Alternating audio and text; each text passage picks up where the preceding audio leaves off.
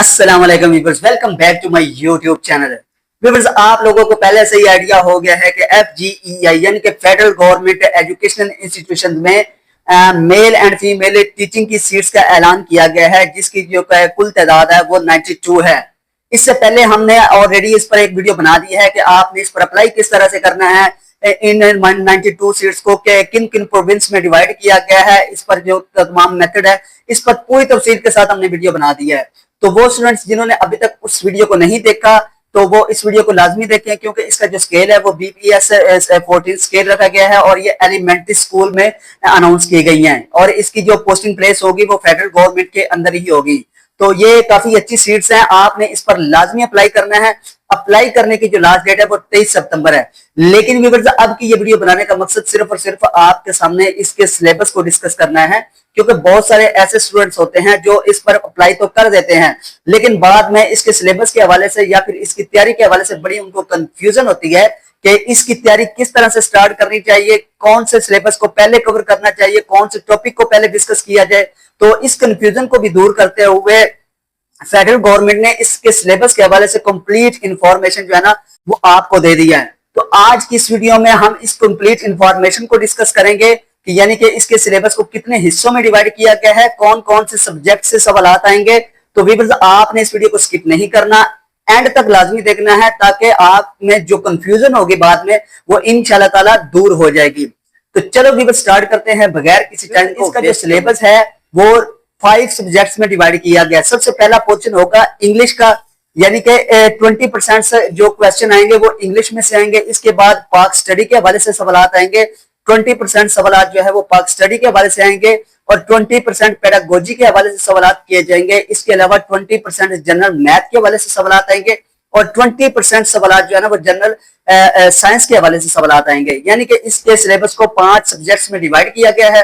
तो आपने इन 5 सब्जेक्ट को किस तरह से डिवाइड करना है और इस एक सब्जेक्ट में से कहां से सवाल आ सकते हैं, इंशाल्लाह ताला आज की इस वीडियो में पूरी तफसील के साथ आपको जो है ना वो कंप्लीट इंफॉर्मेशन दे दी जाए, ताकि आप में कोई किसी किस्म की कंफ्यूजन जो है वो ना रहे। तो वीडियो जो इसका सबसे पहला पोर्शन है इंग्लिश है, उसमें से 20% सवाल इंग्लिश में से आएंगे। अब कुछ स्टूडेंट्स को ये कंफ्यूजन होती है कि इंग्लिश में कौन कौन से टॉपिक जो है ना उसको कवर करना चाहिए, डायरेक्ट इनडायरेक्ट को कवर करना चाहिए या एक्टिव वॉइस या पैसिव वॉइस को कवर करना चाहिए। तो व्यूअर्स, आपने याद रखना है कि ये 14वें स्केल की एक पोस्ट है। अगर इंग्लिश में से सवालात पूछे गए हैं तो इसका मकसद सिर्फ और सिर्फ ये है कि सिर्फ एक्टिव वॉइस या पैसिव वॉइस को आपने कवर नहीं करना, बल्कि उन्होंने इंग्लिश के सिलेबस के हवाले से कंप्लीट जो है ना 20% को मिक्सचर करना है। यानी कि उसमें आपका डायरेक्ट इनडायरेक्ट भी होगा, आपके एक्टिव वॉइस पैसिव वॉइस भी होंगे, आपकी ग्रामर भी होंगे, आपकी पार्ट ऑफ स्पीच भी शामिल होगी, आपसे वोकैबुलरी के हवाले से सवाल आएंगे, सेंटेंस स्ट्रक्चर के हवाले से आएंगे, कोरेक्शन के हवाले से आएंगे। इसके अलावा जो इंग्लिश पोइट्री है, इंग्लिश हिस्ट्री है, इंग्लिश के पोइट्स हैं, उनकी लाइफ के हवाले से सवाल आ सकते हैं। तो व्यूअर्स, आपने सबसे पहले अपने माइंड से ये बात को निकाल देना है कि सिर्फ डायरेक्ट और इनडायरेक्ट को या फिर एक्टिव वॉइस पैसिव वॉइस को कवर करने से आपका 20% का इंग्लिश का जो पोर्शन है वो कंप्लीट हो जाएगा। आपने ऐसा हरगिज नहीं करना, बल्कि ये आपके लिए बड़ी ही आसानी की बात है, क्योंकि आपने ऑलरेडी मास्टर किया हुआ है। आपको कंप्लीट इंफॉर्मेशन तो पहले है, जस्ट आपने इन चीजों को रिवाइज करना है। आपको direct indirect active voice passive voice या फिर ग्रामर या फिर हिस्टोरिकल बैकग्राउंड या फिर नरेशन, इसके अलावा कॉम्प्रीहेंशन को सिर्फ रिवाइज करने की जरूरत है। ये कोई रॉकेट साइंस नहीं है कि आप समझे कि ये 20% का जो पोर्शन है इंग्लिश का, इसको किस तरह से कवर करना है। व्यूअर्स, याद रखना कि इस पर अप्लाई करने के बाद तकरीबन 1.5 से 2 मंथ का आपको टाइम दिया जाएगा। तो ये तैयारी के लिए काफी टाइम है।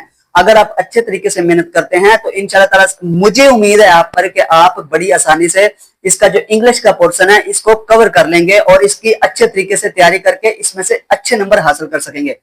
इसके बाद व्यूअर्स, सेकंड नंबर पर जो पोर्शन शामिल है वो पाक स्टडी का है। अब पाक स्टडी में से भी इन्होंने 20% पेपर जो है ना वो पाक स्टडी में से कवर करना है। यानी कि आपका 100 नंबर का पेपर होगा, उसमें से जो 20% हिस्सा होगा वो पाक स्टडी में से होगा। अब पाक स्टडी में से कौन से सवाल आ सकते हैं, कहां से आ सकते हैं, इस पर पूरी तफसील के साथ बात करेंगे। अगर हम पाक स्टडी की बात करें तो सबसे पहले इसमें हिस्टोरिकल बैकग्राउंड शामिल होगा, जिसमें जो आपकी टू नेशन थ्योरी के हवाले से सवाल आएंगे, मैं भी पूछे जा सकते हैं, मैं कोई कंफर्म नहीं कहता, लेकिन आपने इन चीजों को कवर करना है। अगर आप कवर करेंगे तो ही आप इसका रिटन टेस्ट क्लियर करके इंटरव्यू के लिए सिलेक्ट होंगे। अदरवाइज अगर आप सोचेंगे ना कि बस आप पाक स्टडी के बस ऐसे ही रट्टा लगा के थोड़ा बहुत जो है ना इसको स्टडी करके इसको कंप्लीट कर लें, तो ऐसा हर किसी नहीं होगा। देखिए वो जो पेपर बनाता है उसका माइंड बहुत ब्रॉड होता है, वो हर तरह से सोचता है कि वो हर तरह से आपको जो है ना ट्रैप करने की कोशिश करता है कि स्टूडेंट्स को कितना नॉलेज है पाक स्टडी के हवाले से। तो पाक स्टडी में आपके टू नेशन थ्योरी के हवाले से सवाल आ सकते हैं। इसके अलावा सर सैयद अहमद की एफर्ट्स के हवाले से सवाल आ सकते हैं। कैद आजम का इलामा इकबाल का जो खुतबा इलाहाबाद है 1930 के हवाले से सवाल आ सकते हैं। इसके अलावा कैद आजम का रोल जो है पाकिस्तान नेशन में, तो इसके हवाले से सवाल आ सकते हैं। इसके अलावा पाक स्टडी में आपके ज्योग्राफी हवाले से सवाल आ सकते हैं, यानी कि आपके प्रोविंसेस के जो कैपिटल हैं, आपके रिवर्स हैं, आपके जो डैम बनाए गए हैं उनके हवाले से, या फिर आपके जो बॉर्डर्स हैं वो किन किन ममालिक के साथ मिलते हैं, इसके हवाले से सवाल आ सकते हैं। आपका ये बैराज कहाँ पर बनाए गए हैं, आपके रिवर्स किस किस जगह पर फैले हुए हैं, किन की चौड़ाई की लंबाई कितनी है, इसके हवाले से सवाल आ सकते हैं। तो ये पाक स्टडी में। इसके अलावा आपसे कॉन्स्टिट्यूशनल डेवलपमेंट के हवाले से पूछा जा सकता है, यानी कि करारदाद मकासद 1949 के हवाले से सवाल आएंगे। इसके अलावा जो पाकिस्तान के कॉन्स्टिट्यूशन हैं 1956, 1962, 1973 के हवाले से सवाल आ सकते हैं, यानी कि इन तीनों आयन को जो आपने कवर करना है। इसके अलावा 1973 के आयन में जो अमेंडमेंट्स की गई हैं अब तक, उसके हवाले से सवाल आ सकते हैं। तो ये पाक स्टडी का हिस्सा है जिसमें आपकी ज्योग्राफी सवाल आ सकते हैं, आपके हिस्टोरिकल बैकग्राउंड आ सकते हैं, आपकी जंगों के हवाले से सवाल आ सकते हैं, आपके रिवर्स, आपके माउंटेन्स की ऊंचाई लंबाई किस जगह पर है, उनकी लोकेशन है। इन तमाम सवालात को आपने अच्छे तरीके से कवर करना है। उम्मीद करता हूं कि अगर आप 1.5 से 2 मंथ इनको मतलब कि अच्छे तरीके से कवर कर लेंगे। देखिए मैंने आपको इंफॉर्मेशन दे दी है कि आपने इनको किस तरह से कवर करना है और कौन कौन से सवालात आ सकते हैं। तो ये आपके लिए एक खुशखबरी की बात है कि आपको पेपर के तैयारी से पहले इस चीज का आइडिया हो जाएगा कि इनको किस तरह से तैयार करना है।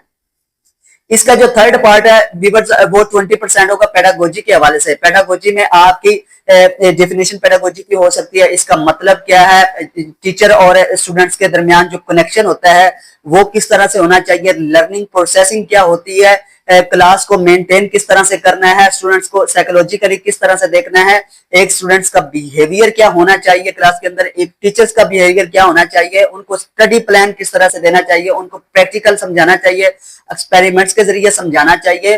तो ये पेडागोजी के हवाले से सवाल आएंगे। 20% इसका भी हिस्सा जो है ना वो आपने याद रखना है। 20% जो है वो पेडागोजी के हवाले से सवाल आएंगे। हमने डिस्कस कर लिया है इंग्लिश के हवाले से 20% हिस्सा होगा। इसके अलावा पाक स्टडी के हवाले से 20% हिस्सा होगा, पेडागोजी के हवाले से 20% हिस्सा होगा। अब हम बात करते हैं व्यूअर्स, इसका जो फोर्थ पार्ट है वो जनरल साइंस के हवाले से होगा। आपने याद रखना है कि इसके जनरल साइंस के हवाले से जो सवाल होंगे वो भी 20% होंगे, यानी कि किसी को ऊंचा या नीचा नहीं दिखाया गया, बल्कि जितने भी सब्जेक्ट दिए गए सब में से 20% पेपर शामिल किया जाएगा।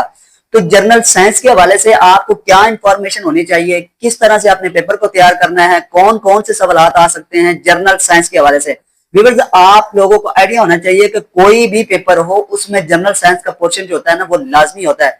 जनरल साइंस में आपने किन चीजों को कवर करना है, आपने स्टार्स को कवर करना है, यानी कि गैलेक्सी को कवर करना है, सन को कवर करना है, इसके अलावा रेवोल्यूशन ऑफ अर्थ को कवर करना है, यानी कि इसके अलावा आपने जो इन्वेंशन हुई हैं, इजादात हुई हैं, इनको कवर करना है।